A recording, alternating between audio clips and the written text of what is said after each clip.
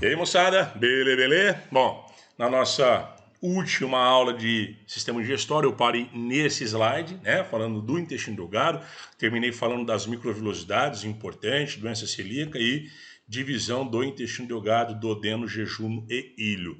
Dando sequência na nossa aula, a gente vai para digestão no intestino, tá? Então o alimento chegou no intestino, liberou secretina, que estimulou a liberação de bicarbonato, liberou colecistoquinina, que liberou a liberação do suco pancreático e da bile. O que mais que vai acontecer? Lá no intestino nós temos as enzimas, então, do suco pancreático, aquelas que vieram lá do pâncreas, graças à ação, estímulo da colecistoquinina, lembra disso?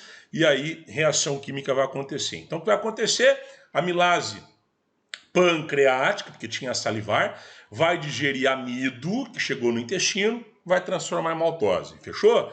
A tripsina vai digerir proteína, tá aí, ó, e vai liberar peptídeo de novo, igual aconteceu no estômago aqui, tá? Só lembrar uma coisinha, olha aqui essa observação aqui embaixo, ó. Na verdade, a tripsina, de novo, ela vem igual a pepsina, né? Antes era pepsinogênio, na presença do pH ácido virou pepsina. Aqui, na verdade, tem duas enzimas, tá?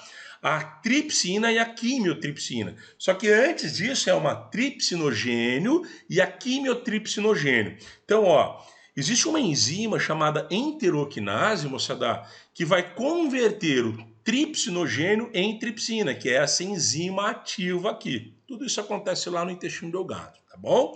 E que mais? Na presença da tripsina agora, o quimiotripsinogênio, que também era inativo, se torna ativo. Esses caras aqui, tanto a tripsina quanto a quimiotripsina, fazem digestão de proteína, transformando em moléculas menores, são os peptídeos, tá? Eu só coloquei aqui no esquemão a tripsina mais importante, fechou? O que mais que tem de suco pancreático? Tem as nucleases, tá? Então, eles vão digerir quem? Ácido nucleico. Tem RNase e tem DNase. Eu estou generalizando e colocando aqui nuclease. Vai digerir ácido nucleico, tanto DNA quanto RNA. Moçada, DNA é formado do quê? De nucleotídeo. RNA, mesma coisa. Então, ao quebrar os ácidos nucleicos, nós vamos liberar várias moléculas menores de nucleotídeos. E, por fim, ainda do suco pancreático, as lipases. Lipase, que vai digerir lipídio. Lipídio é formado por álcool e ácido graxo. O principal tipo de álcool da maioria dos lipídios são os gliceróis, lembra disso? Então nós temos aqui, ao quebrar o lipídio,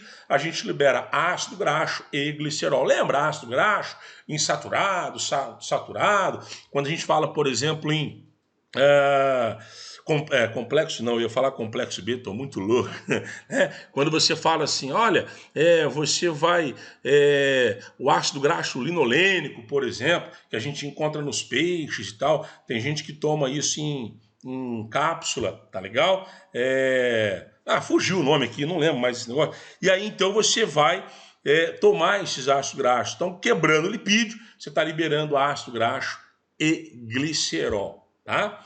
É isso aí. Ômega 3, lembrei, ômega 3, ômega 6, ômega 9, isso tudo é ácido graxo, moçada. Desculpa, de vez em quando dá um branco aqui e tal. E que mais? Tem as enzimas do suco pancreático que vão agir no intestino, mas também tem as enzimas, moçada, do suco entérico. O que é isso que coentérico? Entero significa intestino. Tá legal? Então, o suco entérico são as enzimas produzidas pelo próprio intestino. Então, desse lado aqui, as enzimas que vão agir no intestino, mas foram produzidas no pâncreas. E aqui as enzimas que vão agir no intestino e produzidas pelo próprio intestino. Quem são elas? A maltase vai quebrar a maltose e liberar o quê? Glicose, né? A peptidase vai quebrar vai quebrar peptídeo e vai liberar o quê? Aminoácido. As nucleotidases, que vão quebrar os nucleotídeos e vão liberar base nitrogenada, fosfato e pentose. Lembra disso? Então, o nucleotídeo é formado por essas três coisas: base nitrogenada, adenina, guanina, citosina, timina, ou uracila se for RNA, vai liberar fosfato, tanto RNA como DNA tem, e vai liberar pentose, se for DNA, desoxirribose, se for RNA, ribose. Lembra disso? Recapitulando, né? Além disso, lactase é a enzima que digere a lactose, e aí a lactose é um disacarídeo formado por galactose e glicose, então vai liberar isso aqui como produto, e também a sacarase, que vai digerir a sacarose e vai ter isso aqui como produto. Gente, presta atenção, olha, sempre esses em azuis, ó, sempre enzima, isso aconteceu lá na boca, no estômago e no intestino então, tá? O do meio aqui, ó, né, sempre o substrato com o qual a enzima vai reagir e por fim, em amarelo para vocês aqui, são os substratos, ou melhor, é o produto do substrato quebrado. Então, o substrato são esses caras aqui do meio, que ao reagirem com a enzima formou esses produtos aqui. Por que eu preciso digerir tudo isso aqui? Porque antes eram moléculas que eram inacessíveis, eu não conseguia absorver, mas agora, ó, glicose, aminoácido, as pentoses, bases nitrogenadas, galactose, frutose, ácido graxo, glicerol, tudo isso aqui são moléculas menores, né, de baixo peso molecular, que já pode ser absorvida lá no intestino. E aí então eu vou usar esses produtos aqui como matéria-prima para que eu possa construir outras substâncias. Por exemplo, eu vou usar aminoácido para construir proteína, eu vou usar os carboidratos aqui como fonte de energia e assim por diante. Beleza, moçada? Tranquilão? Então tudo isso aqui está acontecendo no intestino delgado, tá? Aí que esse alimento vai passar do intestino delgado, depois que ele percorreu esses 6,5 metros, 7 metros de intestino delgado, duodeno, jejum e ilho, né? Grande parte do que nós consumimos, é digerido e absorvido no intestino delgado, principalmente ali no duodeno e ao longo do jejum, principalmente, né? E aí chegou no intestino grosso. Lá no intestino grosso, ele é dividido em todas essas estruturas que vocês estão vendo aqui, ó, tá? Então, o SEC e o apêndice, que tá aqui, ó, né? Perdão, do lado direito de vocês. Do lado direito, então, esse cólon ascendente, depois o cólon transverso. Aqui do seu abdômen esquerdo, ó, do lado esquerdo do seu abdômen, nós temos aqui o cólon descendente, depois o cólon sigmoide, que é essa curvatura, depois o reto, e aí lá no finalzinho o filfo, ó, que é o ânus, tá legal? O cólon, o intestino delgado, moçada, ele é conectado ao intestino grosso aqui, ó, bem aqui nessa região do seco, tá legal? E aí então o alimento vai passar por aqui, transverso, descendente, sigmoide, reto e ânus. O que vai acontecer no intestino grosso? Qual que é a principal função do intestino grosso? Ele não tem aquelas microvilosidades do intestino delgado, ele não faz absorção de muitos nutrientes. Ele absorve o quê? Compostos inorgânicos, sais minerais, mas principalmente água. O intestino grosso é altamente especializado em absorver água e conforme ele vai absorvendo o quilo, né, veio o quimo do estômago, quilo do intestino delgado, esse quilo ainda está mais líquido, só que agora ele vai perdendo água para o intestino grosso vai absorver essa água dele e ele vai ficar cada vez menos líquido, ou mais pastoso, ou mais solidificado. E aí você acabou de formar o que, gente? O cocô, tá legal? Quando você vai ao banheiro, você não vai fazer cocô, você vai evacuar. O cocô, na verdade, está sendo produzido, preparado nesse exato momento, tá? Então a gente prepara o cocô antes de eliminá-lo. Então a gente não vai fazer cocô, a gente vai pôr para fora, a gente vai evacuar o que a gente está produzindo nesse momento, por exemplo, durante a aula, eu estou produzindo e vocês assistindo também estão fazendo cocô nesse momento. Beleza? Bom, tudo isso aconteceu no intestino grosso, aquilo que não foi absorvido, que não é aproveitado pelo organismo, claro, ele vai embora, tá? E aí, então, sai lá o nosso bolo fecal, cocô, fezes pelo ânus.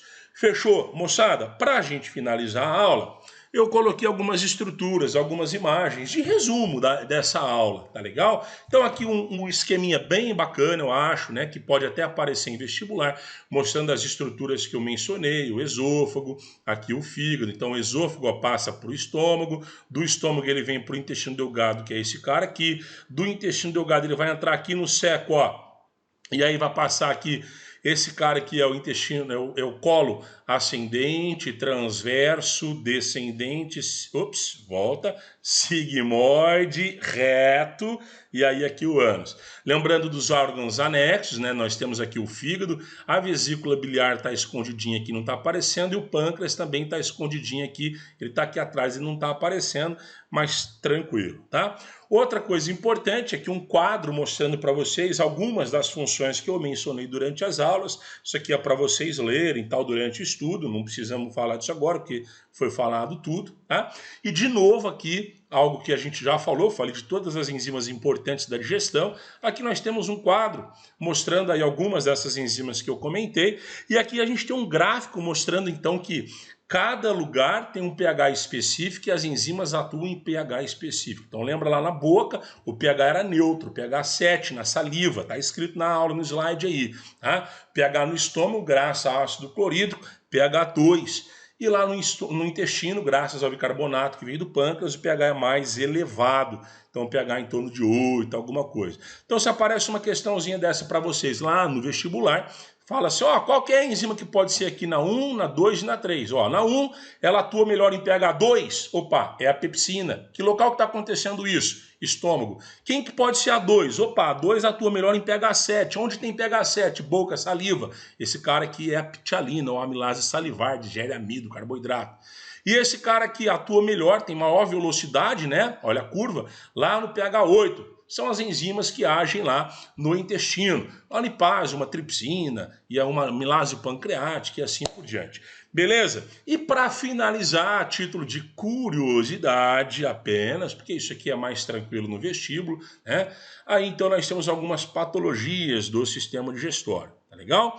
Cárie, né, causado por grupos específicos de bactérias, tá legal? Elas vão produzir muito ácido na boca e vão detonar com os dentes aí e tal, essa podridão, perigoso. Então manter essa higiene é super importante para evitar a proliferação dessas bactérias. A saliva, ela já, de certa forma, naturalmente, ela já tenta combater isso, mas se você dá regaço, come muita tranqueira e não faz uma higiene bucal, a cárie certamente vai acontecer. Gastrite é uma inflamação lá do estômago, tá vendo esses pontos aqui, ó, tá bem inflamado, tá legal? Tem bem machucadinho, isso aqui vai causar bastante dor. As úlceras, tanto gástrica quanto lá no duodeno, então nós temos aqui uma úlcera, aí já não é mais uma inflamação apenas, já virou uma ferida, olha aqui esse buraco aqui na parede, ó, tá? Enorme, isso aqui vai causar muita dor, fatores até como estresse pode causar isso aqui ou piorar essa situação. Vai ter que talvez dar uma mudada na alimentação, mas tem tratamento, tem medicamento para combater, às vezes é causada, gente,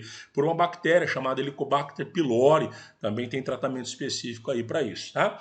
Existe uma coisa para as pessoas acima dos 40, principalmente mais velhas, 50, 60 anos, acima disso principalmente, mas a partir do 40 já, que é a formação de uma bolsa, uma espécie de um buraquinho que vai formando no intestino grosso, lá no cólon, principalmente no intestino grosso, pode ir em outras partes também, que é chamado de divertículo. Tá? Então isso aqui pode acontecer naturalmente e não causar nenhum problema para as pessoas principalmente acima dos 40, mas principalmente mais velha ainda, tá?